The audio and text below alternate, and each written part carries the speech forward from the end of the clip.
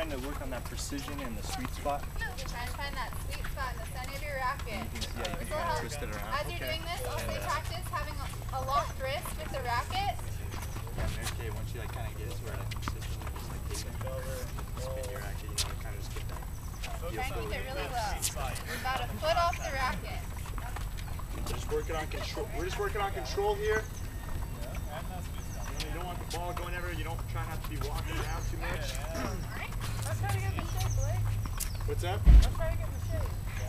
Okay. More important than that, though, is just to find the middle spot. Zach's got some tricks in the bag. Oh yeah, right? Hello.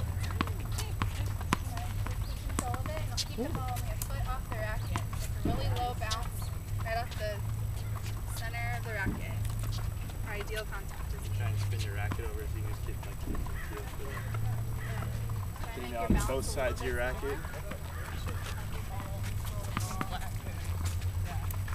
Once you get comfortable hitting it up in the air, which is good, you can actually hit it off the ground also. Back there. You can hit it off the ground, then hit it off the top a couple of times. It's fun to learn to get control of the ball. Find where the center of your racket is, or the best place to make contact with the ball is, and understand how much the ball bounces.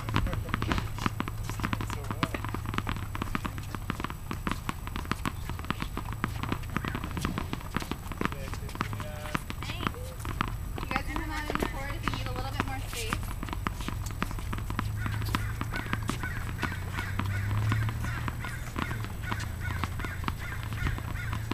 Maybe the trickiest one, if you mastered all those ones, you can practice hitting off the frame of your racket. It really doesn't serve any purpose, but it looks really cool. We're saying hand-eye coordination, so. But only when you're in pitcher practice, you're hitting about a foot off of the racket. You got it? Oh yeah. Sorry, it's just like a weird button. Keep a stiff wrist while you're practicing this too. It'll help you when Remember you safety incorporate it in the stroke. Yeah, coach. Sorry.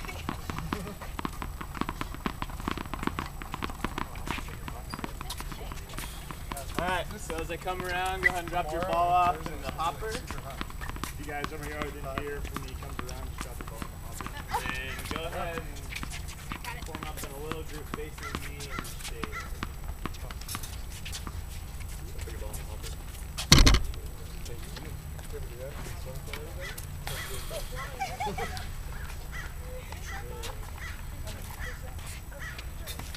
Alright, you guys, so welcome to beginner tennis, the second day. I know Can you get your attention up here? we all had a lot of fun and tumbling. And first things first, I wanted to take you guys through a little bit of a review of the forehand. So can anybody tell me any of the things that we went over last time? What are some important parts of the forehand? Stance. Stance, good. What about our stance? Starting our ready stance, good. What's next? Pivot. Pivot, good, Kyle. Can you show us how you do the pivot? Drop your whatever you're talking about. Good, perfect. After the pivot, what's next? Low to high. Good, almost there. Squat right next. Good, another point. Push the wrist. Follow through. Good, awesome. Elbows straight out. Exactly, extended, perfect. So the four main parts, just to go over them real quick. It's going to be from ready stance, you're going to go to pivot, the backswing, the contact, which should be right in front of that hip, and over your opposite shoulder, just like throwing a sack of potatoes over your shoulder. So that's really good. And at this point, we're going to take you through a little warm-up. Everyone come on out into the court. Spread out. Find your little space so you won't hit anyone. We're going to go through a small warm-up. You guys can spread out in the back and forward, zigzag, find a space. Okay, everyone get into your ready stance. What are the key things that we need to be doing? Everyone stand. What's one? Follow your feet. Should you be standing up straight on the ball of your feet? No, squat. In a squat, good. Okay, so what we're gonna do is have our hands just kind of out here. You're gonna pretend like you're in a match. We're gonna do quick feet for 30 seconds to warm up. Ready? Go. So you can keep the racket ready to go. Now, all of a sudden, a forehand is coming to you. Pivot back, swing. Back to your ready stance. Quick feet, go. Okay, forehand is coming. What do? Back step, follow through, swing. Okay?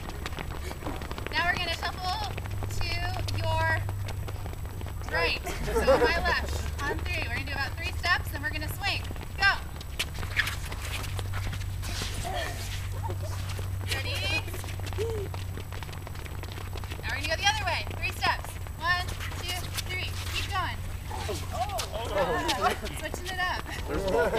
Take a brace. Good. So what are the important things to remember again? To get ready for your forehand swing. You need to always be in that ready stance to get between your strokes. It's going to be the way you move around the entire court. So we're going to do one more quick little warm up, and we'll be going. So go ahead, ready stance, quick feet. Because we have tumbling before class, we don't need to warm up as much, but it's very important if you guys ever come out here to make sure you warm up. Run around the court, warm up, slow strokes first, never jump right into the game. Okay, you guys can stop. That was great. I was bringing it over here, kind of by the shade area.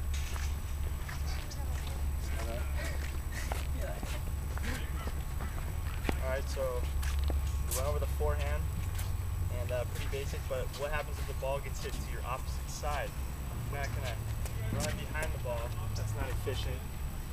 You're doing a backhand today. So I'm just gonna demo to you guys the backhand, and we'll split up, go against the wall again. But one of the things, I don't know if we talked on the game, but with grip, there's 3 different main grips. We work with the Eastern grip. When you're doing a backhand, a double backhand, this is more of a beginner.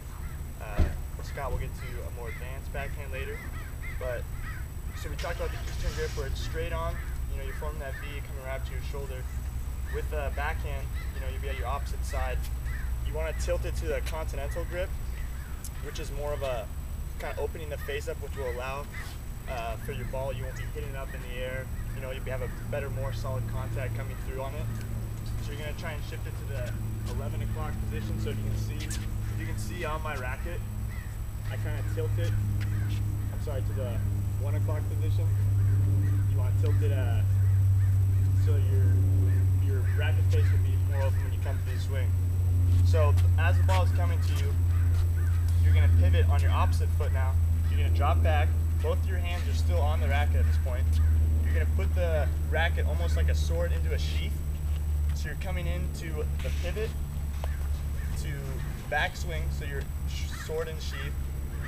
And when you come through, your dominant hand, it's only going to do about 10% of the work.